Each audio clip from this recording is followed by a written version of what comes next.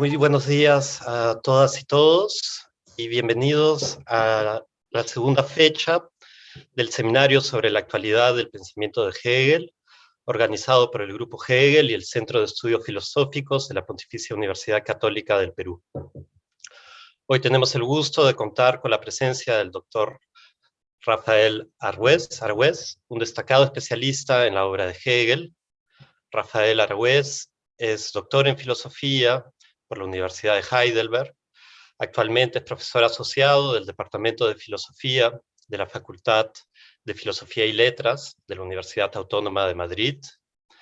Sus áreas de investigación se centran tanto en la filosofía clásica alemana, sea en Kant, Fichte, Schelling y Hegel, así como en la economía política y el marxismo. Ha sido profesor invitado en la Cátedra de Economía y Desarrollo de la Facultad de Derecho y Humanidades de la Universidad Central de Chile. Ha publicado los libros Introducción a la lógica de Hegel, publicado por Herder en el año 2021, además de Das Problem des Absoluten in der Philosophie Hegels, publicado en 2018.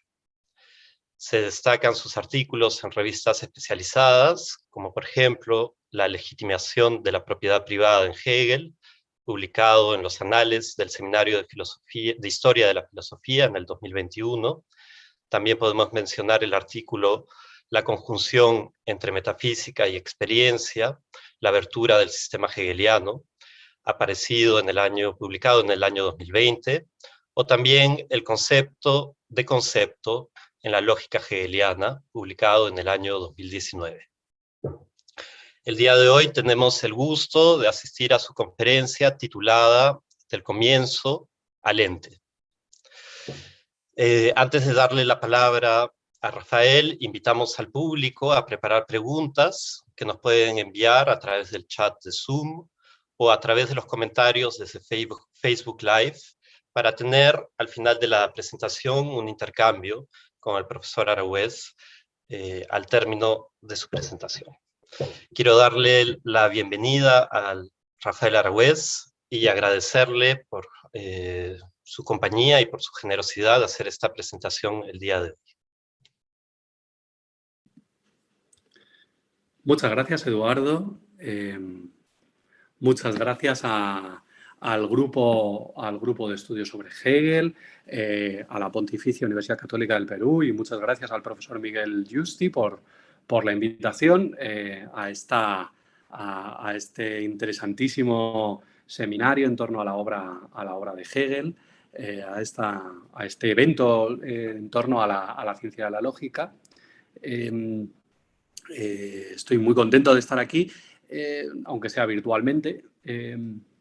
Y bueno, la lógica de Hegel es una de esas obras cumbres del pensamiento, de la historia del pensamiento, que merece ser releída y discutida una y mil veces, que cada vez que la leemos y la discutimos sacamos cosas nuevas, que aprendemos, de la cual aprendemos muchísimo, y es un trabajo siempre fructífero.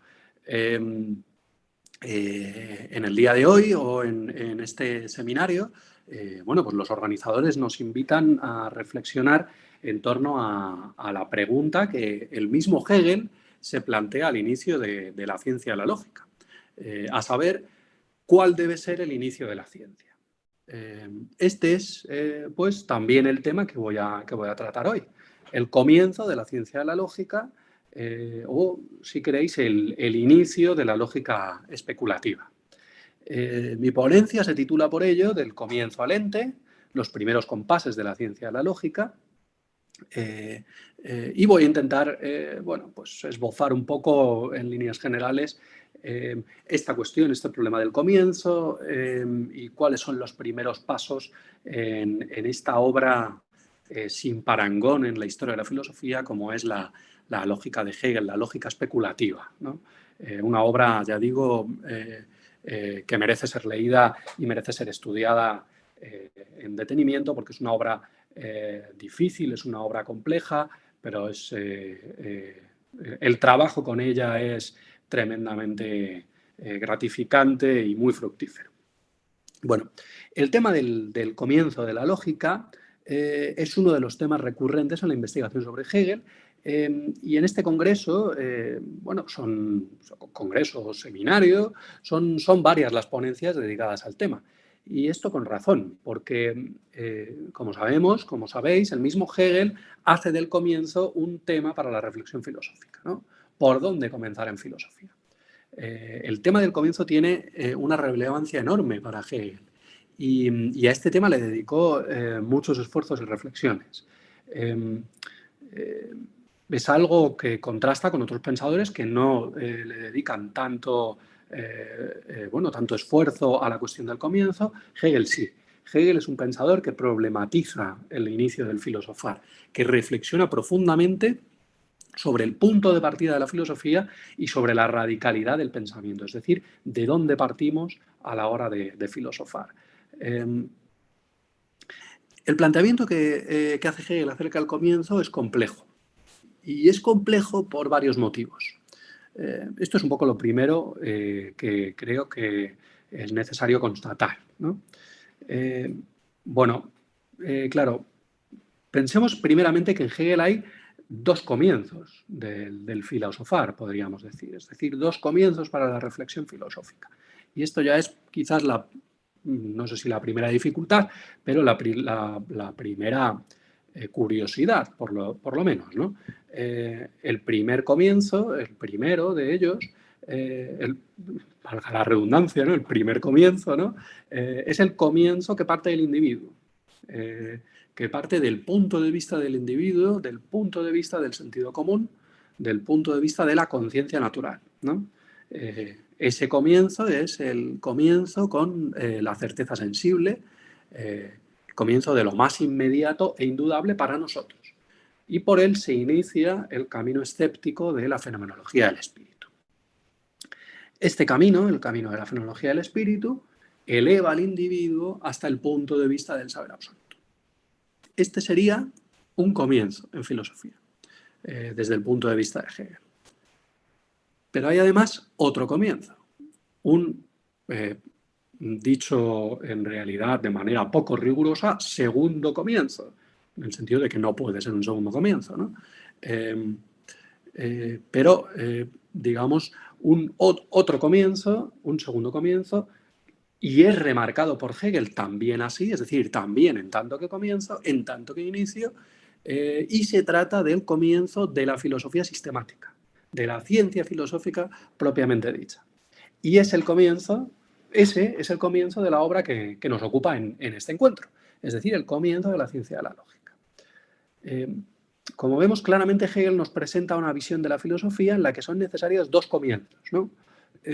Uno para el individuo, otro estrictamente para el sistema. O sea, un comienzo propedéutico, ese es el comienzo de la fenomenología, y un comienzo de la cosa misma, de la razón en su pleno desarrollo, de la idea absoluta conociéndose a sí misma. Esto lo sabemos a fortiori, ¿no? Lo sabemos al final de la obra, ¿no? Al final de la lógica, y ese es el comienzo de, como digo, la ciencia de la lógica y el último término de todo el sistema. Bueno, si vamos ahora al comienzo de la ciencia como tal, al comienzo de la ciencia de la lógica, al comienzo de la cosa en sí misma, por así decir, el comienzo que nos ocupa hoy,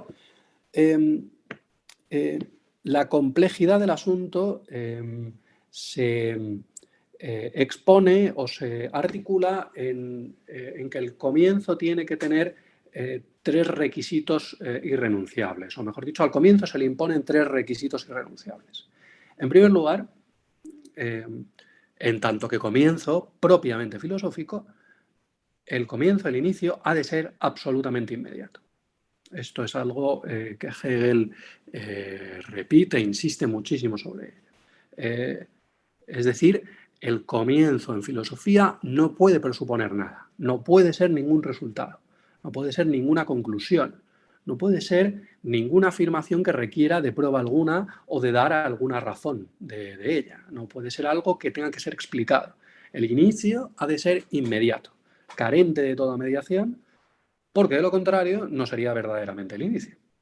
La filosofía es un saber radical Y esto Hegel se lo toma totalmente en serio. Es un saber que no presupone nada y como tal solo puede tener un inicio radical. Por eso, solo puede comenzar con lo absolutamente inmediato, no lo inmediato con relación a algo. Pongamos un par de ejemplos para entender qué queremos decir con esto. Por ejemplo, pensemos en la música, cuando uno comienza a aprender música, ¿no? Cuando se empieza la exposición de la armonía, ¿no?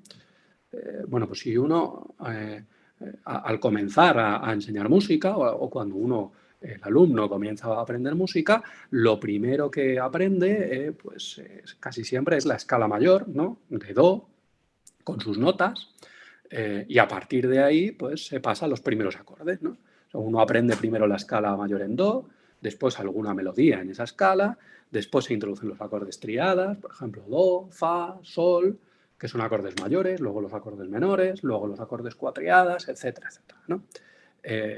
Este es el comienzo del aprendizaje musical y de la exposición de la armonía, ¿no? Ahora bien, ese inicio, en sentido filosófico, no es inmediato, porque presupone saber, por ejemplo, lo que es una nota, o saber qué es el sonido, y presupone, por supuesto, la experiencia sensible de todo ello. Es decir, es un inicio mediado. Bien es cierto que no presupone prácticamente nada, musicalmente hablando, pero sí hace muchas suposiciones en general. Otro ejemplo.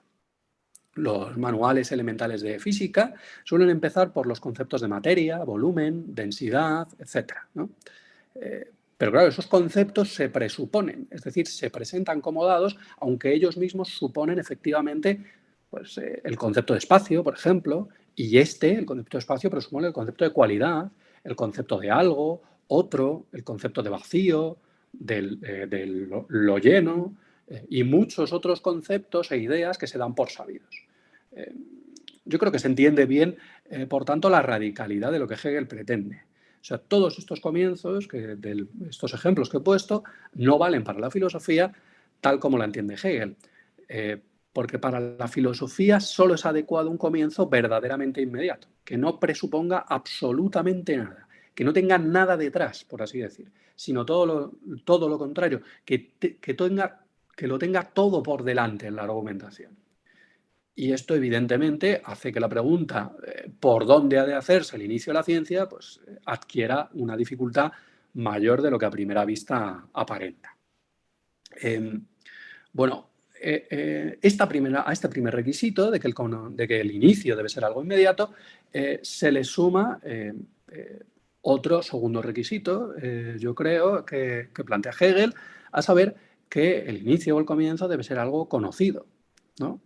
Porque claro, ¿cómo vamos a comenzar por algo que no conocemos? Por algo que desconocemos completamente. De hecho, si el inicio o el comienzo es inmediato, es porque es conocido por todos, de alguna manera. El inicio de la fenomenología del espíritu es el aquí y el ahora, la certeza sensible. Pero claro, este inicio no es el inicio radical filosóficamente hablando, es el inicio para el individuo, pero no para la cosa en sí, porque claro, ese inicio presupone la conciencia natural, presupone su estructura, su diferenciación entre el yo empírico y el mundo, etcétera, etcétera, ¿no? El inicio de la lógica es el pensar puro, y para ese pensar puro hay que encontrar lo que es absolutamente inmediato y conocido.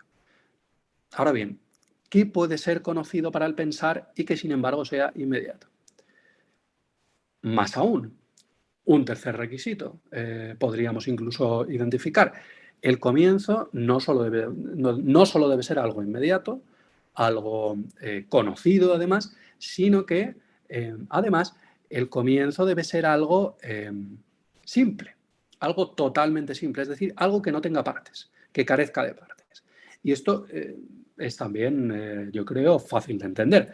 Cualquier tema, concepto, idea, etcétera, en la que puedan distinguirse partes no es un verdadero comienzo, precisamente porque presupone estar familiarizado con esas partes.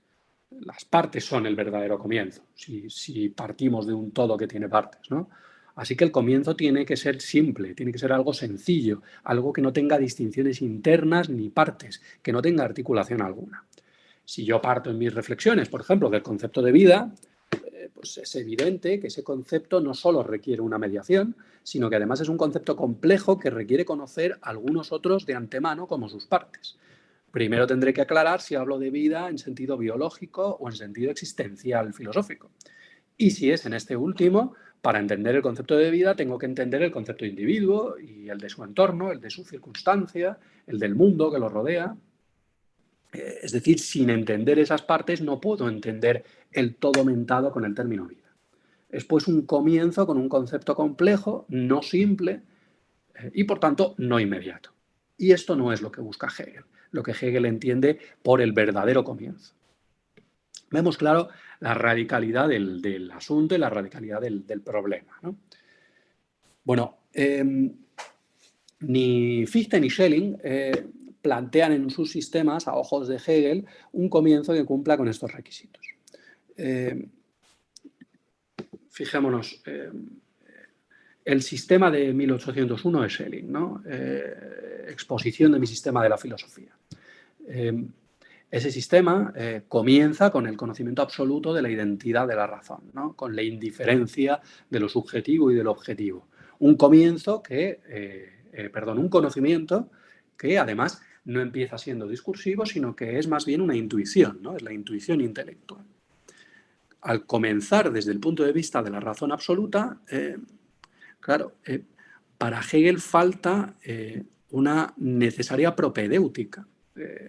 Es decir, para elevarse a ese punto de vista, dice Hegel, haría falta primero toda una propedéutica, de manera que en Schelling el punto de vista de la filosofía se presenta de manera inmediata, pero de manera injustificada, arbitraria. No se sabe de dónde proviene esa definición de la razón con la que abre Schelling el sistema, y el punto de vista del sistema en general parece arbitrario, ¿no? ¿Por qué situarse en él y no más bien ocuparse de otra cosa?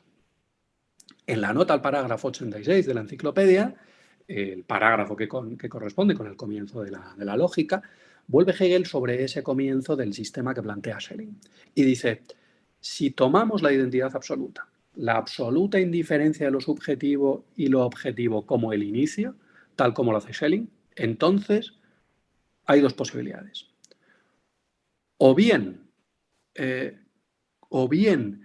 ese no es el verdadero comienzo, o bien, al comienzo de tal sistema, los términos identidad absoluta e indiferencia absoluta no quieren decir otra cosa que ser, que puro ser. Es decir, si nosotros partimos de la identidad absoluta o de la indiferencia absoluta de lo subjetivo y lo objetivo, o bien ese no es el verdadero comienzo, entre otras cosas porque presuponemos qué es lo subjetivo, qué es lo objetivo, qué es la indiferencia, qué es la razón, etcétera, etcétera, una serie de determinaciones que todavía no hemos desarrollado. O bien, de lo único que estamos hablando en realidad es del ser, puro ser, sin mayor determinación. Ahora entraremos en ello, pero con otro nombre. Por tanto, el problema del comienzo falla en Schelling. Lo mismo ocurre a ojos de Hegel con Fichte, ¿no? En la misma nota, la nota al parágrafo 86, Hegel hace la misma crítica al comienzo que plantea Fichte con el yo absoluto.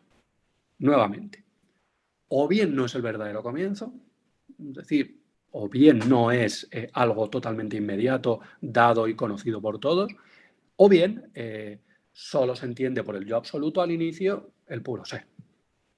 Claro, en Fichte podría parecer plausible el comienzo con el yo.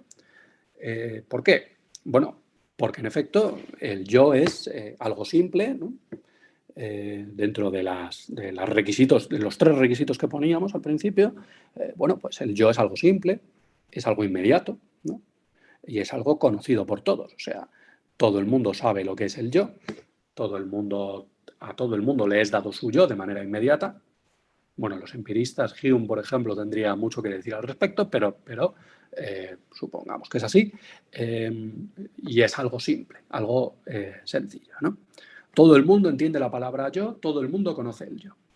Pero claro, aquí se esconde para Hegel un error de confusión. Porque el yo que pone Fichte al comienzo de su sistema y aquí Hegel está pensando sobre todo en la Grundlage der gesamten Wissenschaftslehre de 1794, ¿no? La fundamentación de toda doctrina de la ciencia. Ese yo que pone Fichte al comienzo es el yo absoluto.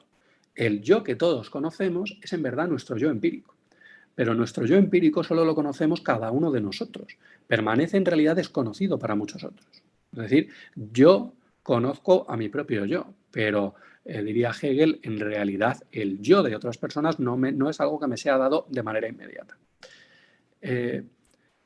Y el verdadero principio de la filosofía de Fichte, al menos del primer Fichte, no es el yo empírico, es el yo absoluto. Y esto Fichte también lo deja claro. Y ese no es ni mucho menos evidente para cualquier persona. Claro, esto Fichte lo soluciona con una reflexión, una rápida reflexión para abstraerse hasta ese yo absoluto o a ya en 1804, a ese saber puro, a ese saber absoluto que plantea la doctrina de la ciencia, como digo, de 1804, ¿no? Una reflexión que hace que pasemos de nuestro yo empírico al yo absoluto o al saber absoluto, la doctrina de la ciencia de 1804. Pero esa reflexión no basta a ojos de Hegel. Es necesaria una propedéutica que genere el yo absoluto a partir del yo empírico de cada uno. Y esa propedéutica es en Hegel la fenomenología del espíritu, que sin embargo no nos lleva al yo absoluto, sino simplemente al saber absoluto, un saber donde la oposición de la conciencia ha sido superada.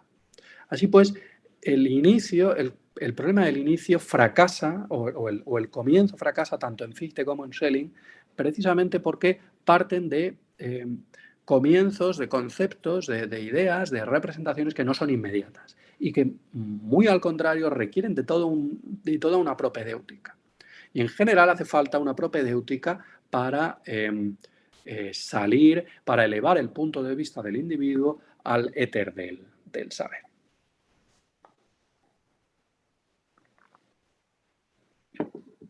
Bueno, la propedéutica que constituye la fenomenología del espíritu en Hegel tiene como resultado el saber absoluto o saber puro, ¿no? Expresión que utiliza Hegel también en la primera edición de la ciencia de la lógica.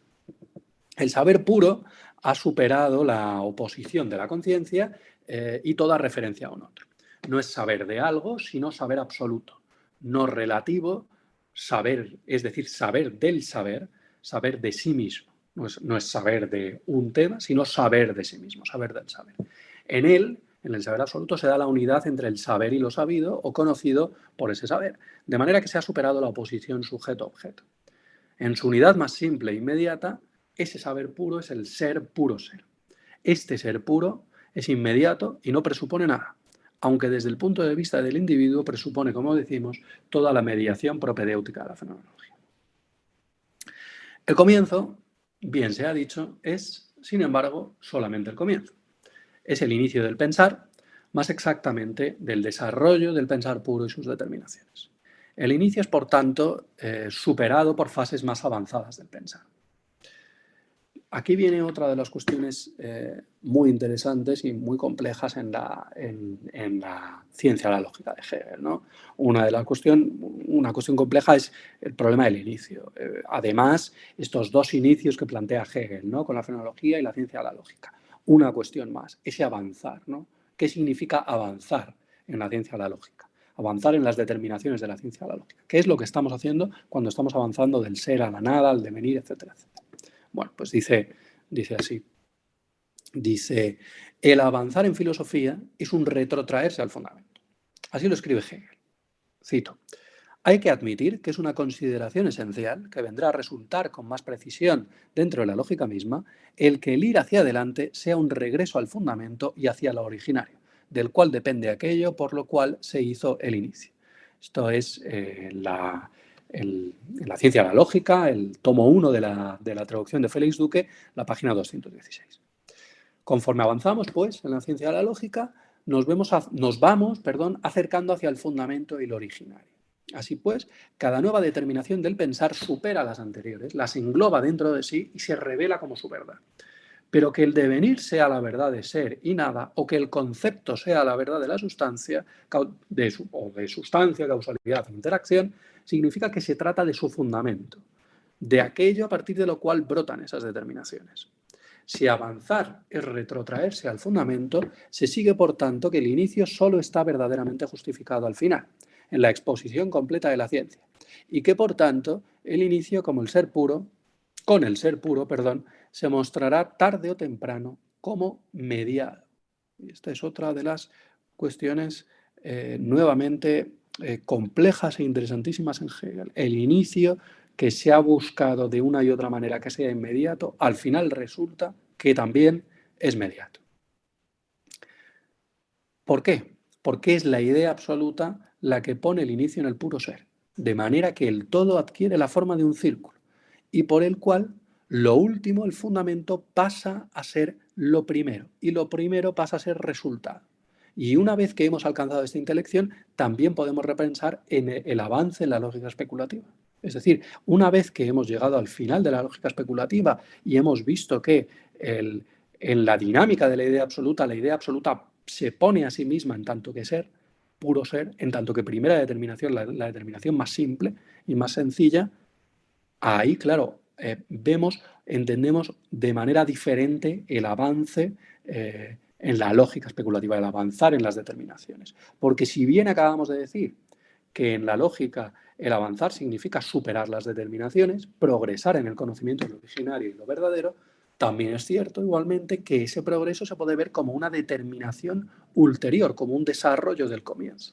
Y por ello escribe Hegel, cito, así, el inicio de la filosofía es el basamento que se hace presente y se mantiene en todos los desarrollos siguientes, el concepto de todo punto inmanente a sus determinaciones ulteriores. Ciencia de la Lógica, tomo 1, página 217, ya digo, en la traducción de Félix Duque.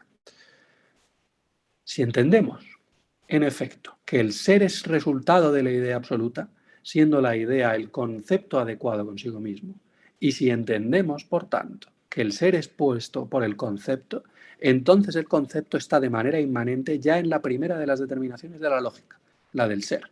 Y podemos ver que toda la lógica especulativa es un desarrollo, una complejización, una formación genética del concepto especulativo. Esto último, no obstante, solo puede verse al final, habiendo recorrido todo el desarrollo del pensar puro. De lo anterior no se sigue, no obstante, que el comienzo de la lógica sea un postulado o un comienzo problemático, en el sentido de que sea algo que debe aceptarse de entrada para asegurar el buen desarrollo de la ciencia y que se vea confirmado posteriormente con el éxito de tal empresa. Tampoco se trata de comenzar por algo de manera arbitraria, en una suerte de petición de principio, a la espera de que se confirme posteriormente su validez. Ambas cuestiones son rechazadas explícitamente por Hegel. El comienzo está justificado en sí mismo en tanto que comienzo. Es decir, por mucho que el comienzo al final se desvele como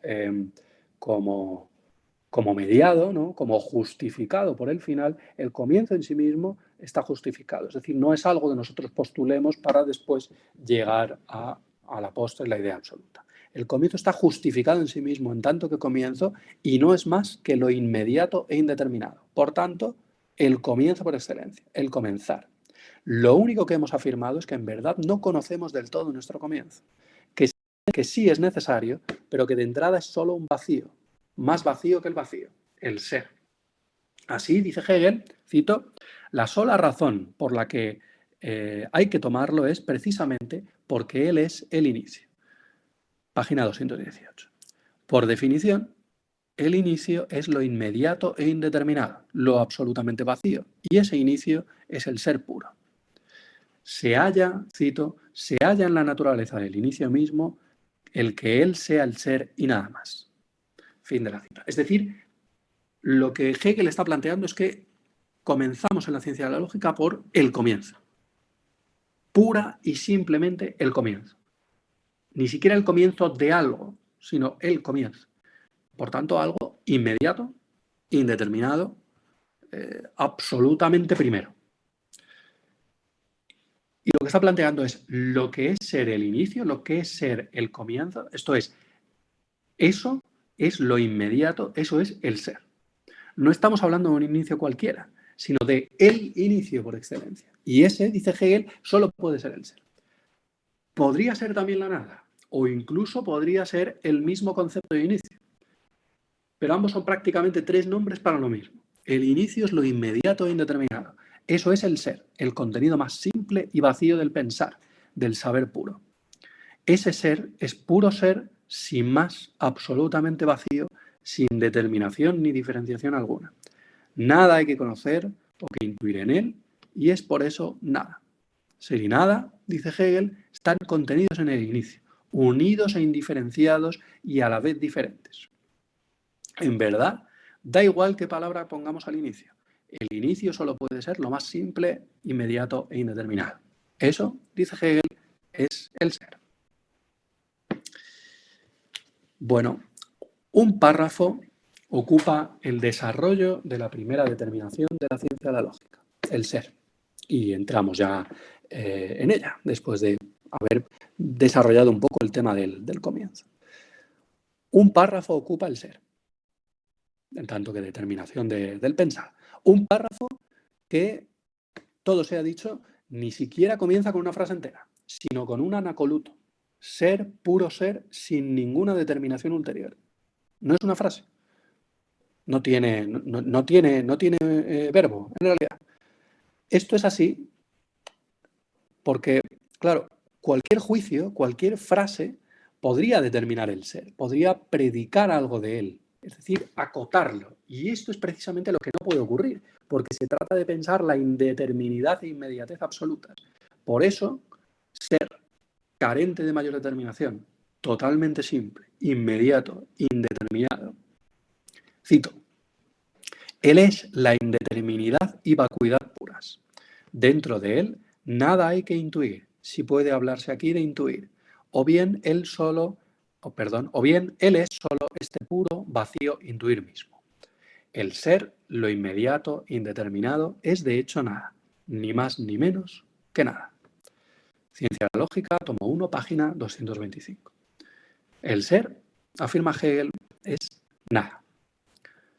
Si pensamos el ser, si lo pensamos de verdad en sí mismo y con el máximo rigor, y esto quiere decir, si no proyectamos sobre el ser otras determinaciones del pensar, otras ideas o representaciones, sino que pensamos el puro ser y no otra cosa, entonces veremos claramente que estamos pensando la nada. El ser es nada. Esto es quizás el primer resultado de los más chocantes de la ciencia de la lógica. La nada ocupa también otro escueto párrafo en la lógica, un parrafito. Nada, pura nada, no nada de algo, sino nada absoluta, carente de contenido, de determinación, de forma, de diferencia, totalmente vacía. Como el ser, más vacía que el vacío mismo. Pues la idea de vacío pues hace referencia al átomo, en tanto que se contrapone con él. De hecho, es una determinación también de la ciencia de la lógica del ser. O sea que ser y nada serían más vacíos que el vacío, todavía más pobres, todavía más sencillos, más simples. Nada es vacuidad absoluta, igual solo consigo misma sin ser diferente a otra cosa, pura indiferencia dentro de sí. En la nada no hay nada que entender, nada que ver, nada que pensar, o más bien, dice Hegel, cito, ella es el vacío intuir y pensar mismos, y el mismo vacío intuir o pensar que el puro ser. Nada es con esto la misma determinación, o más bien, carencia de determinación, y por ende, en general, lo mismo que lo que el puro ser es. Página 226. Ser y nada, nada y ser, son pues lo mismo. Su diferencia solo se puede mentar porque pensadas en el fondo son la misma determinación. Sabiendo que, en sentido estricto, aquí ni siquiera podemos hablar de en el fondo, porque estas determinaciones no tienen fondo alguno. Nótese bien, y así lo remarca Hegel en la primera observación, también página 226, que la nada de la que habla Hegel está contrapuesta al ser y no al ente. La pura nada no es la ausencia del ente, no es la negación del ente, sino la negación del ser puro. Porque la nada, en tanto que negación del ente, de todo lo ente en su conjunto, es una determinación más compleja. es una determinación, perdón, es una determinación más compleja y por tanto posterior, porque esa nada presupone precisamente al ente. Es una nada determinada. Es decir, lo contrario de cuando pensamos la nada absoluta, la estamos pensando por contraposición al ser absoluto, al ser puro. De tal manera que la nada como negación de lo ente es una determinación que es posterior, porque ya en tanto que estamos pensando la negación de lo ente, la negación de algo, ya estamos presuponiendo el algo, aunque sea para mentarlo, ¿vale? Por lo tanto, la nada del inicio de la lógica es nada absoluta, nada pura, mejor dicho, sí, pura, sin ningún tipo de determinación. La nada del ser, por así decirlo. Una nada indeterminada. La nada del comienzo de la lógica es nada pura, negación absoluta, lo absolutamente contrario al ser, pero claro, por esa indeterminación que es inherente a ambas, esa indeterminación que son tanto el ser como la nada pura es precisamente lo absolutamente idéntico con el ser. Pensados, examinados críticamente, ser y nada son lo mismo. Este es el punto que quiere marcar Hegel. El ser es pura afirmación. No afirmación de algo, pues eso sería el ente, el ser de algo, sino afirmación sin más. Afirmación de nada. La nada, a su vez, es pura negación, pura negatividad. Pero claro, no negación de algo, sino negación de nada, nuevamente. La clave para Hegel es que afirmación y negación, cuando son afirmación y negación de nada, son lo mismo, indistinguibles. Podemos, por tanto, mentar ser y nada, pero no podemos pensarlos como absolutamente diferentes. El ser se define por su inmediatez y su total indeterminidad, es decir, por la nada. La nada se define por la inmediatez y la indeterminidad, y esto es el ser. Puesto que ser y nada son indistinguibles y forman una unión en su diferencia, resulta que la verdad no reside en ninguno de ellos por separado, sino en su unidad. Esto es tanto como decir que ser y nada no pueden entenderse por separado, sino solamente pensados en síntesis. Esta síntesis no es una unidad indiferenciada de ambos, sino que debe recoger exactamente lo visto en su análisis. El análisis del ser muestra que éste pasa a la nada, que se define por la nada, que el ser, afirmándose, acaba siendo nada. A su vez, el análisis de la nada muestra que ésta se convierte en el ser, se define por el ser, es pues ser. El ser lleva a la nada y la nada lleva al ser. Este es un segundo punto que quiere remarcar Hegel. Por tanto, su unidad debe recoger tanto la inmediatez de cada uno como ese pasar del uno al otro. La síntesis de ser y nada se alcanza con una determinación del pensar que exprese este inmediato pasar del ser a la nada y de la nada al ser. Esto, cree Hegel, es el devenir. Él es la verdad de ser y nada. Cito: su verdad es, pues, este movimiento del inmediato desaparecer del uno en el otro, el devenir, un movimiento donde ambos son diferentes, pero mediante una diferencia disuelta con igual inmediatez. Página 226. La inmediatez, primero en la forma del ser, luego en la forma de la nada, se revela inmediatamente como devenir. Inmediatamente como devenir. Como cambio, como movimiento, tránsito, dinamismo. Parménides, continúa Hegel en la primera observación, elevó el ser a lo absoluto, a la verdad absoluta. Solo el ser es y la nada no es. Esa es la verdad de la que parte su poema. Pero en su pensamiento, o al menos en lo que nos queda de él, no se da el paso decisivo de entender que el ser, puro ser, es igual que la nada, pues el ser puro no es este o aquel ser concretos, no el ente, sino el ser es indistinguible de la nada. Fue Heráclito quien concibió que ser y nada están inseparablemente unidos y que la verdad reside en el devenir. Todo fluye, todo está en devenir. Esa es la convicción de Heráclito. Con ello, como sabemos, el pensamiento de Heráclito se confrontaba de pleno con Parménides y su discípulo, Zenón de Elea, dejando una disputa que sería el germen de, a la postre, como también sabemos, la teoría de las ideas de Platón. Parménides planteaba, como hemos dicho antes, que solo el ser es y el no ser no es ni será jamás.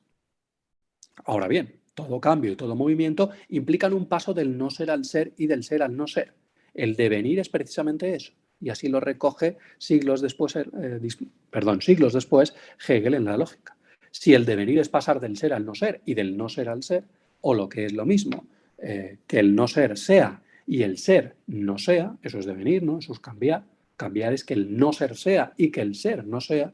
Entonces, el devenir implica una contradicción. Todo devenir, es decir, todo cambio y todo movimiento, son impensables, absurdos desde el punto de vista racional. Así pues, no queda otra cosa sino que sean pura apariencia, un engaño del mundo sensible. Nada cambia, todo permanece, todo es uno e inmutable, ser puro ser. Heráclito, por contra, entrevió que ser y nada están unidos indisolublemente, que lo que hay por todas partes, por tanto, no es ni lo uno ni lo otro, sino la unión de ambos, devenir, cambio, lucha, nacer y perecer, tránsito. Todo cambia, nada permanece, todo está en perpetuo devenir. Ahora bien, ¿dónde encontraremos asidero en un mundo en perpetuo cambio? Es verdad que Hegel en la lógica parece dar la razón a Heráclito desde el punto de vista lógico, claro, quizás no ontológico, pero desde el punto de vista lógico el devenir es la verdad de ser y nada. Muy bien, pero ¿dónde encontraremos asidero en un mundo en perpetuo cambio? ¿Acaso no hay nada en el universo que permanezca, que resista el paso del tiempo? ¿Cómo orientarnos y avanzar en el conocimiento de un mundo así? En un plano puramente lógico, abstracto, decía, referente al puro pensar y sus determinaciones, se plantea a Hegel una pregunta similar.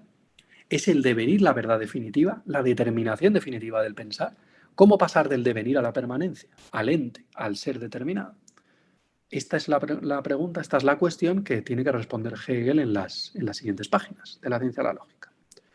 La respuesta a tal pregunta es, según Hegel, el Dasein, que podemos traducir como ser ahí, ser determinado o incluso por ente. Un ente es, en efecto, un ser determinado, lo que es. La conclusión de que ser y nada son lo mismo puede sorprender, dice Hegel, pero en verdad esa unidad de ser y nada es lo más común. Se da en cada ente, en cada cosa, en cada pensamiento. Todos ellos unifican ser y nada. Cito. No sería difícil, escribe Hegel, mostrar esa unidad de ser y nada en cada ejemplo, en cada cosa efectivamente real o en cada pensamiento. Página 227. Ser y nada están unidos en todo ente y en toda idea, y en la lógica de aquí en adelante en toda determinación del pensar, porque toda idea y toda cosa implican ya de aquí en adelante una negación, o lo que es lo mismo, algún tipo de determinación. Al inicio de la lógica, no obstante, no hay que pensar en entes, en seres determinados, sino en ser y nada puros. Son el ser puro y la nada pura lo que son lo mismo. Si pensamos por contra entes, estamos malinterpretando la unidad de ser y nada. Hemos de atenernos, dice Hegel, a las abstracciones puras de ser y nada. Así pues, quien quisiera ridiculizar este resultado, diciendo, puesto que ser y nada son lo mismo, cito, es lo mismo que yo sea o no sea, que esta casa sea o no sea, o que estos 100 táleros en el estado de mis saberes sean o no, fin de la cita, se equivoca. Y se equivoca porque está hablando constantemente de entes, no del ser puro. El ser puro es la nada, pero el ser finito, el ente finito, no se contrapone a la nada, no es por tanto la nada, ni el ser puro que deviene nada. El ser finito, por contra, se refiere y se contrapone con otro ser finito, a otro ser finito, o más bien, a todos los demás seres finitos y a la postre al universo entero. Es decir, el ser finito se determina negando todo lo que no es él, negando por tanto el mundo entero. Porque el ser finito, ese ser finito, tiene un contenido determinado y ese contenido determinado lo pone en conexión con lo otro. Estas diferencias aparecen, no obstante, primeramente con el Dasein, con el ser ahí. Es decir, el ente finito, el ser algo finito, ser algo concreto, es no ser muchas otras cosas. Esta es la idea de Hegel. Y por tanto, cualquier cosa finita, la que sea, el libro, este ser un libro finito, ahora simplemente en tanto que algo, implica no ser otro montón de cosas, no ser a la postre todo lo demás. Por tanto, la contraposición no es entre ser finito y nada, sino al comienzo de la lógica entre ser puro y nada pura. Bueno, en este contexto, Hegel comenta la crítica a la demostración ontológica de la existencia de Dios. Recordemos primero de qué se trata. Bueno, antes que nada, cuando vosotros queráis, Eduardo, me interrumpís y pasamos a la discusión, porque puede ser que me alargue más de lo esperado. Continúo. En este contexto, decía, Hegel comenta la crítica de Kant a la demostración ontológica de la existencia de Dios. Recordemos un poco de qué se trata. La formulación clásica del argumento ontológico la encontramos en el proslogio de Anselmo de Canterbury. El argumento se denomina ontológico porque, según él mismo, el análisis de la idea de Dios que se encuentra en nuestra mente nos haría concluir necesariamente su existencia. Es pues una prueba a priori de la existencia de Dios, obtenida a partir de la idea misma de Dios, diferente, por ejemplo, de las vías de Tomás de Aquino. Para Anselmo no se puede pensar que Dios no exista, porque Dios es aquello mayor de lo cual nada puede ser pensado. Esto lo sabe hasta el ateo, que niega su existencia. Ahora bien, la existencia es una perfección, pues es mejor y mayor existir que no hacerlo. Por tanto, puesto que Dios es el Ser Supremo, aquello que posee todas las determinaciones, todas las perfecciones, todos los atributos en grado eminente, es necesario que posea también la existencia. O dicho de otra manera, si Dios es el Ser Supremo, sin que pueda concebirse nada superior a él, no podemos considerarlo como existente en nuestra mente, pero no en la realidad, porque entonces no sería el Ser Supremo. Así que, cuando el ateo niega la existencia de Dios, se contradice, porque afirma que Dios es el Ser Supremo sin que pueda haber nada más grande, y a la vez afirma que solo existe en nuestra mente, es decir, que no es el Ser Supremo, porque cualquier cosa existente es superior a él, al menos en existencia, lo cual es una contradicción. No se puede pensar a Dios como no existente. Esta es la conclusión de Anselmo. Dios existe por definición. Su mero concepto contiene dentro de sí su existencia. Bueno, fijémonos, Hegel va a hablar de este tema porque le interesa ver un poco que la contraposición entre existencia y no existencia no es entre ser y nada, sino entre el algo concreto y otra cosa, y todo lo demás. Y ahí viene, y esto es lo que nos sirve para entender un poco por qué hace referencia a la crítica de Kant a este argumento ontológico. Bueno, el argumento presupone que la existencia es un atributo, una propiedad de algo, y que es de rango ontológico superior a la no existencia. Y eso es precisamente el nervio del argumento que Kant no acepta. Para Kant, como sabemos, el concepto de un ser absolutamente necesario es una idea de la razón, cuya realidad solo por ello no está ni mucho menos demostrada. Tal concepto sirve para Kant más para acotar el campo de conocimiento del entendimiento que para darnos a conocer un objeto real. Y la pregunta que a renglón seguido se plantea Kant es: ¿pensamos algo, algún objeto, bajo ese concepto de un ser absolutamente necesario, cuya inexistencia sea imposible? Claro, la necesidad lógica de ciertos juicios, por ejemplo, que un triángulo tiene necesariamente tres ángulos, llevó a muchos, dice Kant, a pensar en la necesidad de la existencia de un ente que por definición no pueda existir, no pueda no existir, perdón. Igual que no se puede pensar un triángulo sin tres ángulos, tampoco se podría pensar a Dios sin la existencia. Pero esa necesidad de los juicios, dice Kant, presupone que el triángulo existe. Y dado el triángulo, y dado el triángulo, necesariamente este tiene tres ángulos. Ahora bien, es precisamente de si existe Dios de lo que se trata. Puede uno suponer un ser supremo y entonces decir que necesariamente existe, pero con ello no es uno más inteligente que antes, dice Kant. No ha hecho más que suponer que existe Dios y concluir que existe. La pregunta es más bien, ¿pensamos algo real cuando hablamos de un ser supremo? Si yo formulo un juicio de identidad, un juicio analítico, diría Kant, y niego el predicado, entonces aparece una contradicción. Si yo digo que un triángulo no tiene tres ángulos, estoy afirmando una contradicción. Pero si niego el triángulo junto con sus tres ángulos y digo que no existen los triángulos, ahí no hay contradicción alguna. Y lo mismo se aplica al concepto de Dios. Cito a Kant. Exactamente lo mismo ocurre con el concepto de un ser absolutamente necesario. Si suprimimos su existencia, suprimimos la cosa misma con todos sus predicados. ¿De dónde se quiere sacar entonces la contradicción? Esto es de la crítica de la razón pura de la edición A595 o B623. Si digo que Dios no es todopoderoso, explica Kant, me contradigo.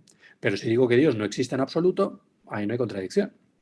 Así pues, del hecho de que negar un predicado necesario de un sujeto sea contradictorio, no se sigue que negar la existencia misma del sujeto sea contradictorio. Uno podría aún así salir del atolladero, prosigue Kant, manteniendo que hay un sujeto que es absolutamente necesario, cuya existencia es innegable. Este sería el concepto de un ser realísimo, un ser que posee la realidad en grado máximo. Tal concepto, dice Kant, es posible en sentido lógico, porque no se contradice. es, diríamos, pensable.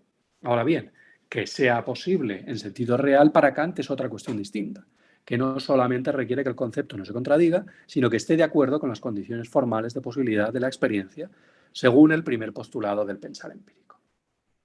Pues bien, quien plantea que ese ente realísimo es real, o bien se contradice, o bien hace un appetitio principi. Se contradice porque estaba planteando la idea de Dios simplemente como posibilidad, pero a la vez la plantea como real. O bien realiza una petición de principio porque desde el comienzo supone lo que quiere demostrar, a saber, que Dios existe. Pensemos en lo que decimos cuando afirmamos que una cosa existe. Kant pregunta, ¿está el juicio analítico o sintético? Si decimos que el juicio esta o aquella cosa existe es analítico, entonces o bien esa cosa solo existe en nuestro pensamiento, o bien, o por ello, con solo pensarla, ya existe en tanto que pensamiento, o bien presuponemos la existencia como parte de su posibilidad, de su concepto, con lo cual no hacemos más que un razonamiento tautológico. Suponemos la existencia de Dios para probar la existencia de Dios. Si por el contrario, como piensa Kant, la afirmación esta o aquella cosa existe es un juicio sintético, entonces no hay contradicción alguna en afirmar lo contrario. Toda la cuestión acerca de la prueba ontológica se resumiría, siguiendo el planteamiento de Kant, en que o bien la prueba presupone aquello que quiere demostrar, o bien parte de un error, a saber, que la existencia es un predicado. Esta es la cuestión, esta es la posición de Kant, perdón. La existencia, el ser de algo, no es un predicado real. La existencia de algo es la posición de ese algo. Así que cuando afirmo que Dios es todopoderoso, estoy predicando una propiedad, un atributo de Dios.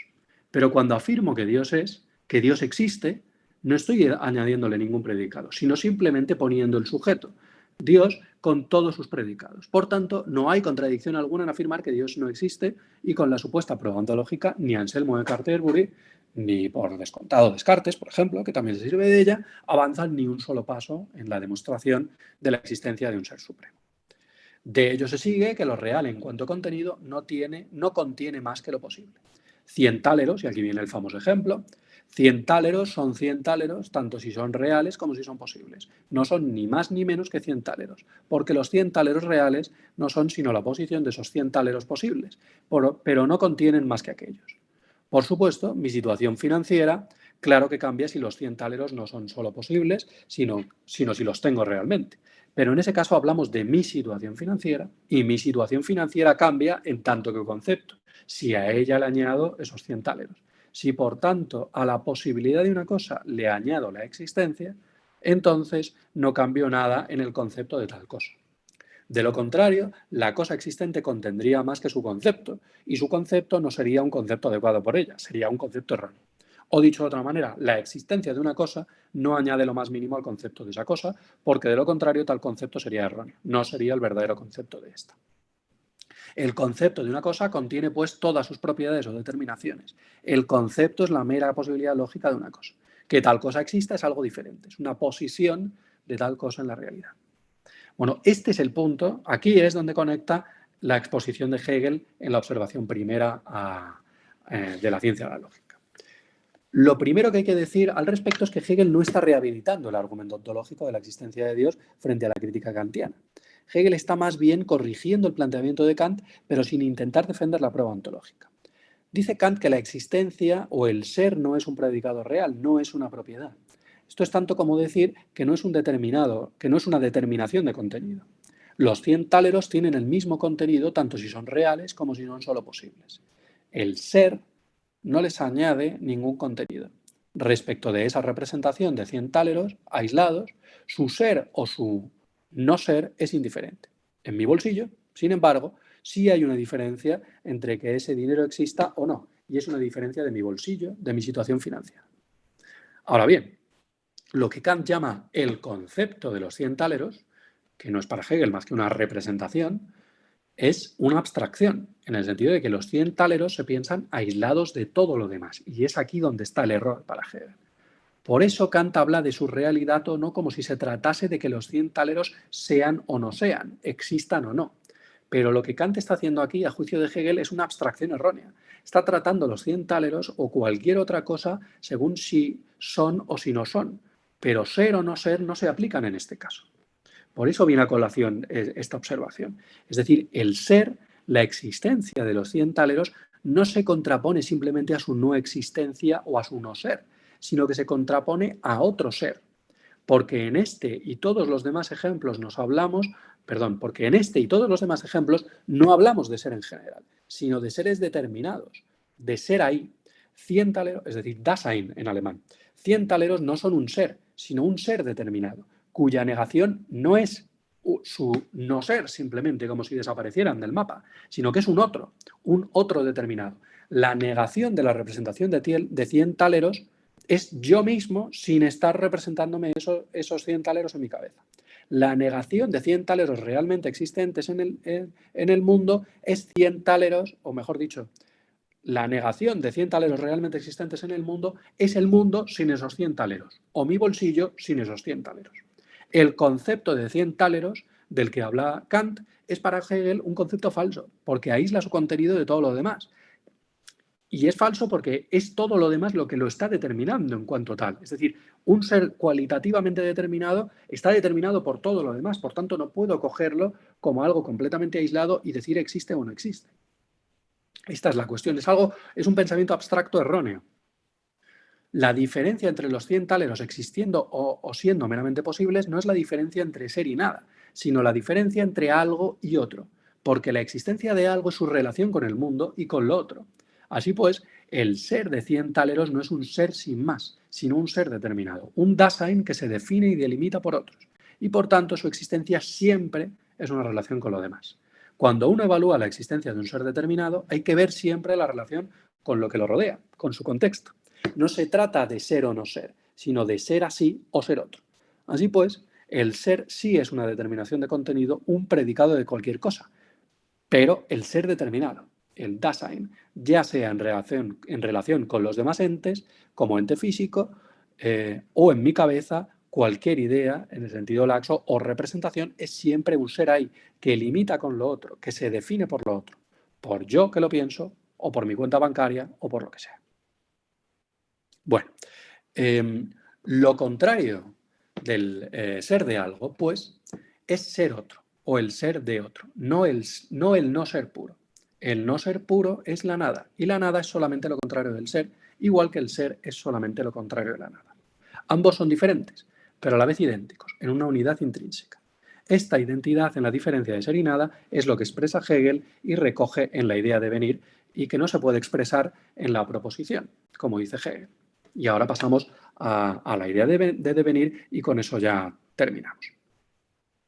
Bueno, cito a Hegel. Hay que recordar, escribe Hegel, que la expresión del resultado, dado a partir de la consideración del ser y de la nada mediante la proposición ser y nada, es uno y lo mismo, es imperfecto. Es decir, Hegel está queriendo decir, si nosotros queremos expresar el resultado del inicio de la lógica como que ser y nada son lo mismo, esa frase no expresa del todo lo pensado ahí.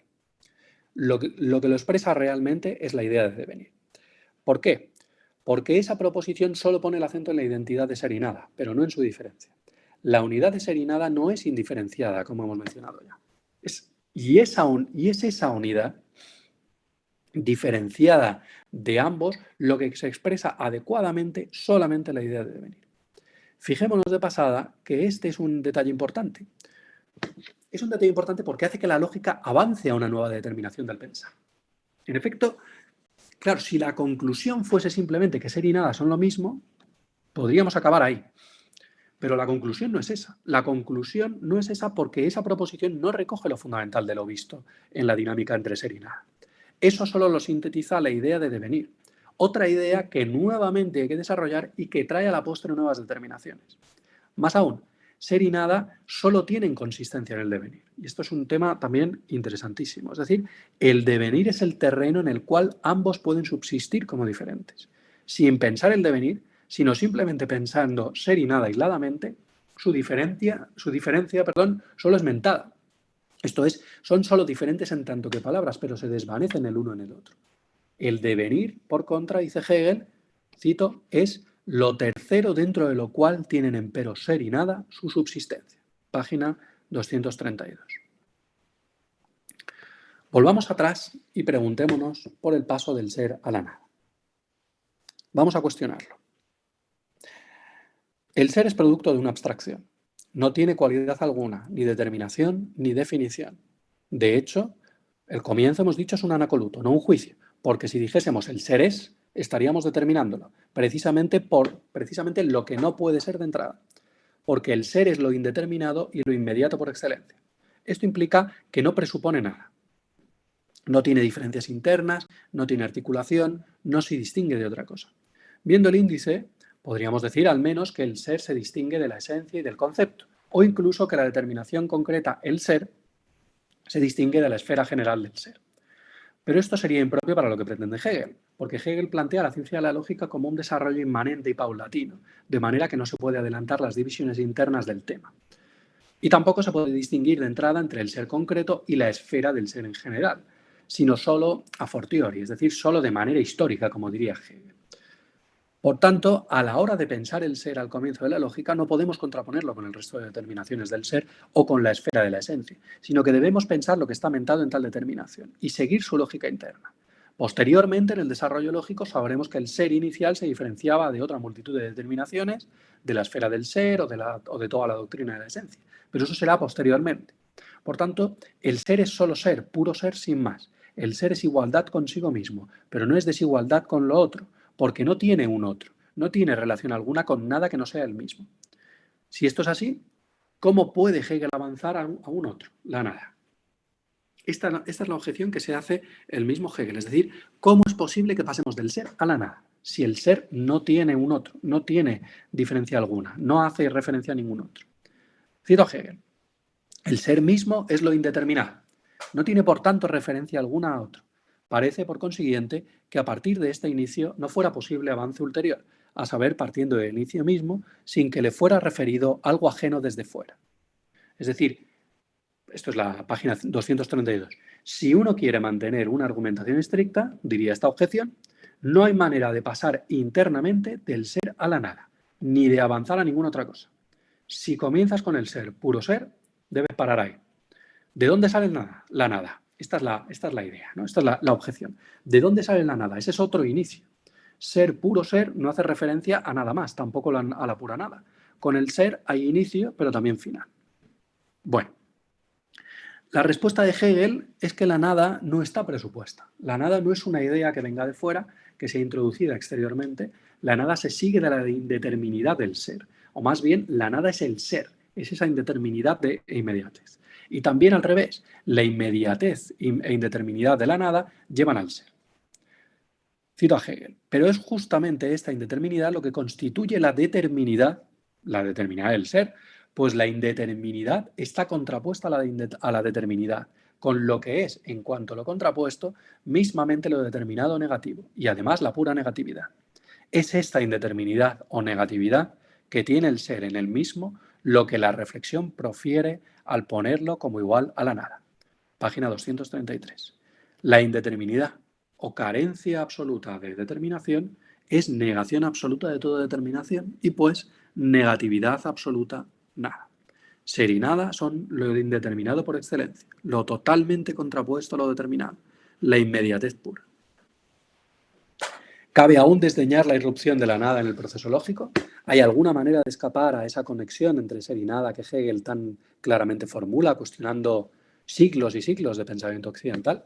Podemos ciertamente no escribirlo, podemos no nombrar la nada, pero la nada seguirá estando ahí, en el ser. Quien quiere desdeñar la nada, en verdad, cae en ella, porque no se puede pensar el ser puro sin pensar la nada. En este sentido, cada uno puede pensar bajo el ser puro diferentes ideas, lo absoluto, lo sagrado, Dios, pero todas esas ideas son diferentes y más complejas que el ser. En verdad, el único contenido del ser puro es la ausencia absoluta de contenido, esto es, la nada. Bueno, pasemos pues al devenir. Rafael, Pasemos al devenir. quería pedirte nada más que quizás vayamos concluyendo dentro de los próximos 5 minutos para tener tiempo para una discusión, una breve discusión. Sí, disculpa que me he extendido muchísimo. Yo te agradezco Es te que, hayas extendido, pero me es gustaría que quede que tiempo para que todo el mundo pueda participar o algunas preguntas sean escuchadas. Gracias. Vale, termino. Yo creo que en 5 minutos puedo terminar. Vamos a ver el momento del devenir, lo resumo muy rápidamente. Pido disculpas porque es verdad que me he extendido más de la cuenta. Hay que contar tantas cosas que me pasa. Bueno, dice Hegel, el devenir es la unidad determinada de ser y nada, ¿no? El mismo Hegel explica claramente qué es esto de unidad determinada. Cito, el devenir es la unidad de ser y nada, no la unidad que abstrae de ser y nada, sino que como unidad de ser y nada, él es esta unidad determinada o la unidad en la cual tanto ser como nada es. Página 238. Así que en el devenir se piensan a la vez el ser y la nada. Se piensan tanto unidos como diferentes, en unidad determinada. Bestimmte Einheit, dice en alemán. Ambos, ser y nada, están pensados en el devenir, en su diferencia y su unidad intrínseca. Ahora bien, el devenir, esto es el cambio, el surgir, el perecer, como sus dos momentos.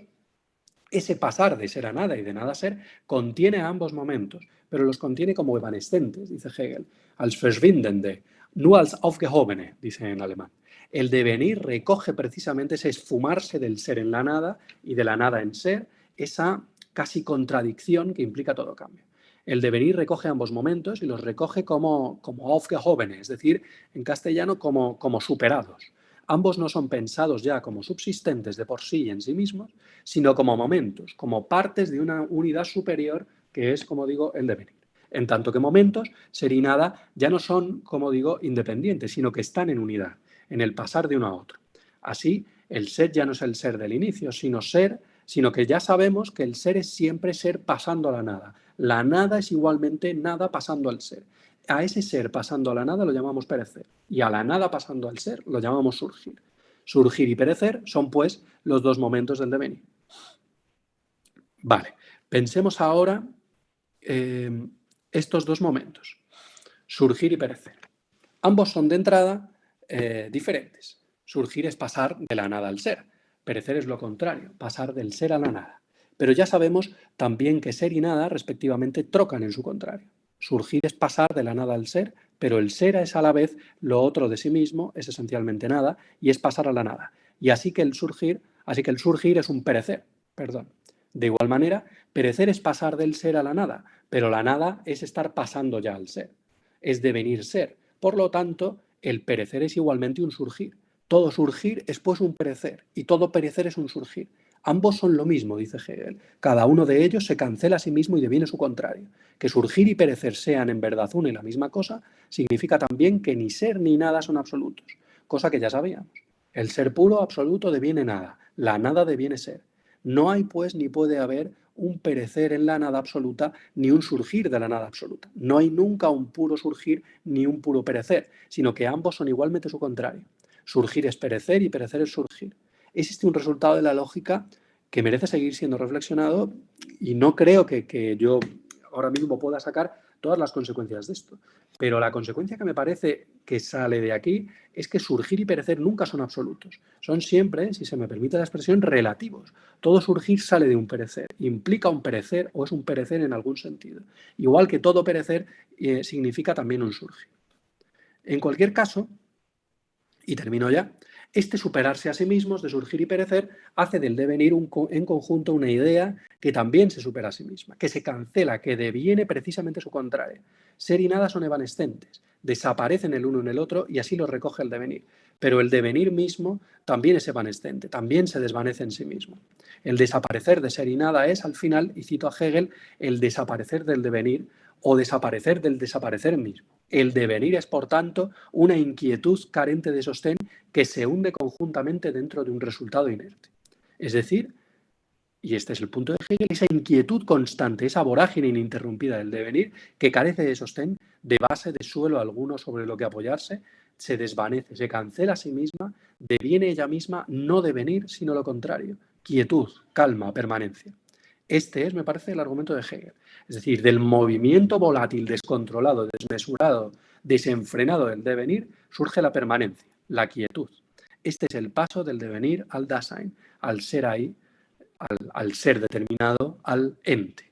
Y esta es la superación, la superación del devenir de la que habla Hegel. Bueno, Lo dejo aquí porque siento haberme extendido mucho, todavía quedarían más cosas por comentar, pero bueno, vamos a dejar un poco, unos minutos para las cuestiones. Muchísimas gracias por vuestra atención. Muchísimas gracias, Rafael Aragüez. En nombre del Grupo Hegel quiero agradecerte por esa exposición meridiana, sumamente clara y pedagógica en todos sus extremos.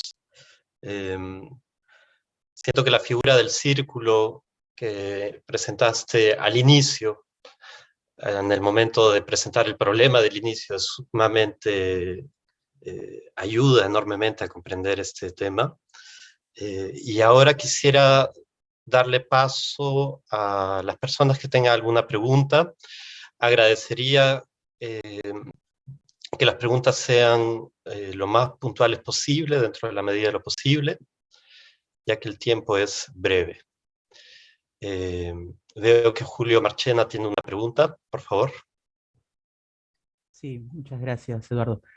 Gracias, Rafael, por tu muy interesante ponencia. Yo tengo una pregunta puntual acerca de uno de los requisitos que había señalado al inicio, requisitos del inicio justamente de la ciencia, ¿no?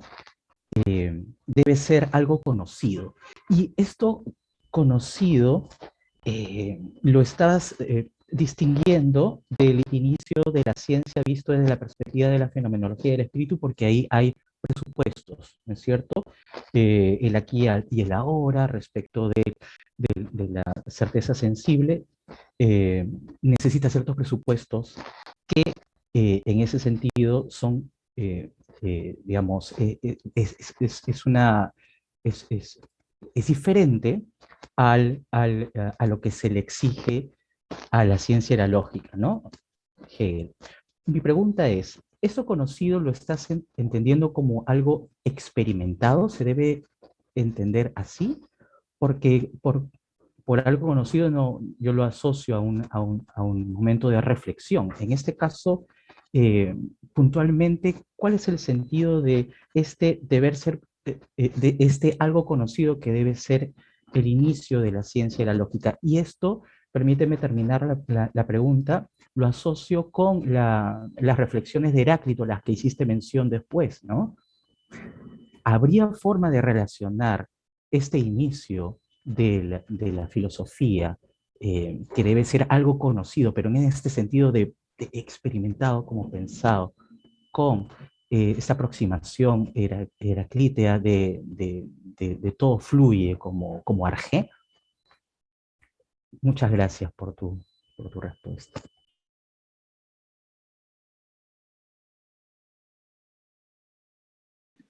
Perdón, que lo tenía en silencio. Es una muy buena pregunta. Ya sabéis que Hegel tiene esta famosa frase, no es de la ciencia de la lógica, sino de la fenomenología, ¿no? Das Bekannte ist noch lange nicht erkannt, ¿no? Lo conocido no significa que sea ni mucho menos comprendido, ¿no? Y claro, yo entiendo que por lo conocido Hegel entiende algo que debe ser accesible a todos, a todo el mundo, ¿no? O sea, que sea accesible a cualquier persona, que no requiera de ningún tipo de intuición o de talento innato genial, ¿no? En este sentido, algo a lo que todo el mundo pueda acceder, ¿no? Y ese algo a lo que todo el mundo pueda acceder es pensar ser, puro ser, sin más. Entiendo que Hegel parte de ahí, ¿no? Igual que el inicio de la fenomenología también es lo conocido, ¿no? Lo más conocido, lo que más conocemos nosotros, lo conocido por todos es el aquí y el ahora, ¿no? Aunque no sea lo más comprendido, ¿no? Y sepamos que el aquí y el ahora es en el fondo lo más abstracto, lo que tiene en el sentido de que tiene muchísimas más determinaciones, ¿no? Lo concreto en el mundo sensible es lo que tiene más determinaciones, ¿no? La reflexión con la que planteabas con Heráclito, de que todo fluye, de que todo cambia, sería, claro, porque yo creo que tú vas por el sentido de lo experimentado, ¿no? El devenir es algo que hemos experimentado todos nosotros, ¿no? A lo largo del tiempo. Hemos visto a lo largo de nuestra vida que al final todo cambia, ¿no? Las relaciones sociales cambian, las relaciones personales cambian, los partidos, la política, el mundo, la geopolítica, etcétera. Al final somos todos, casi nos hacemos todos heraclíteos, ¿no? Todo cambia, nada permanece, ¿no? Podría ser interesante lo que planteas, ¿no? Que, claro, Hegel plantea que el inicio es el ser, ¿no? En ese sentido, no es el devenir, pero efectivamente el devenir es algo también con lo que todos estamos confrontados desde muy pequeños, ¿no? Y conforme pasan los años, pues bueno, uno se va dando cuenta cada vez más de la cantidad de cosas que cambian, ¿no? Y de lo poco que permanece. Y va comprendiendo un poco más este problema de la permanencia, que es algo central. Yo te agradezco la pregunta porque la verdad que me da bastante que pensar. No sigo mucho por si da tiempo a alguna otra cuestión más. Muy bien, muchas gracias, Rafael. André Uriarte tiene una pregunta, por favor.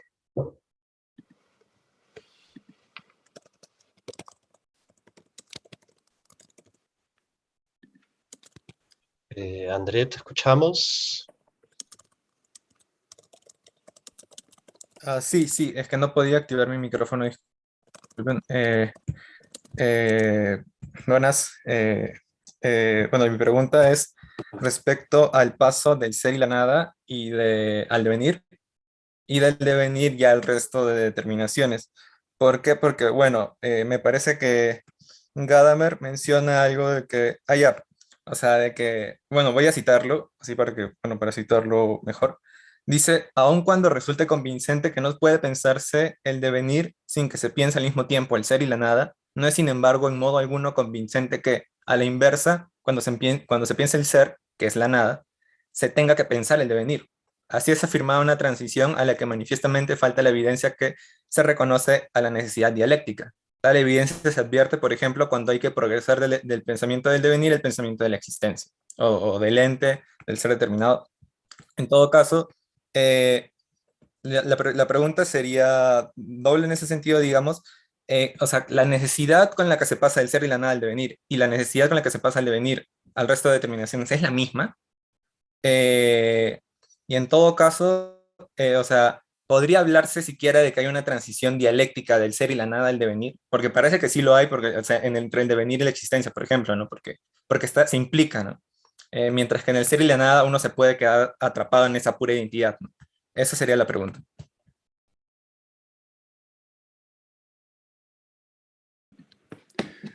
Yo creo que es la misma, pero a ver, yo creo que Hegel la plantea como la misma, y yo creo que es la misma, pero es verdad que hay un problema. Yo no estoy de acuerdo en que haya un problema en el paso del ser a la nada al devenir, porque ahí yo creo que la argumentación de Hegel es bastante convincente, yo creo que es bastante plástico, ¿no?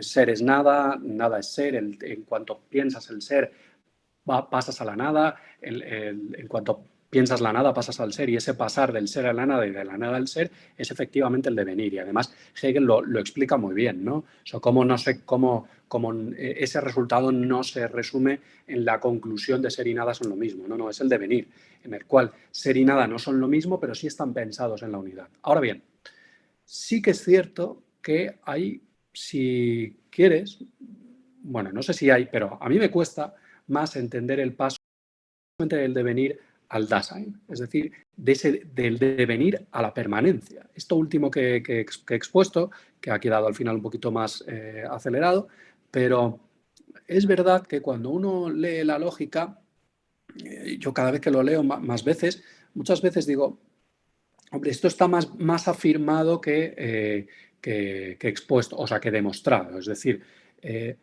sí que hay desde el punto de vista hegeliano, sí que hay un paso dialéctico en el sentido de una superación de las dos determinaciones en la siguiente, ¿no?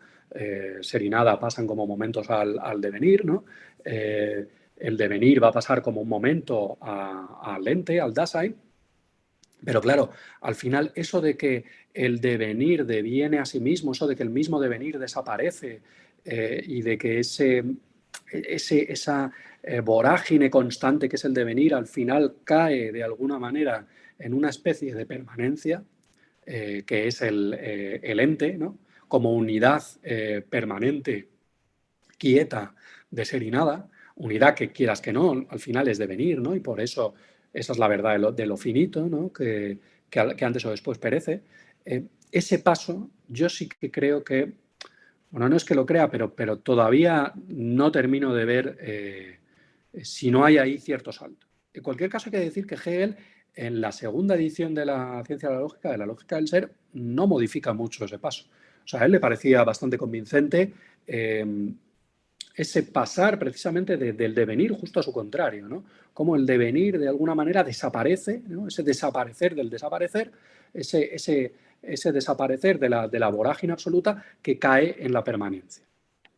Ya digo, es una muy buena pregunta que yo mismo me la hago. No tanto en el paso de ser y nada a devenir, que planteaba Gadamer en la cita que planteas, que yo creo que ahí Hegel es bastante convincente, cuanto en el otro que sí que también plantea Gadamer en esta cita a la que aludes, del paso del devenir al ente, ¿no? Que es en el fondo el gran problema de la metafísica griega, ¿no? La dialéctica o la lucha entre el cambio y la permanencia, ¿no?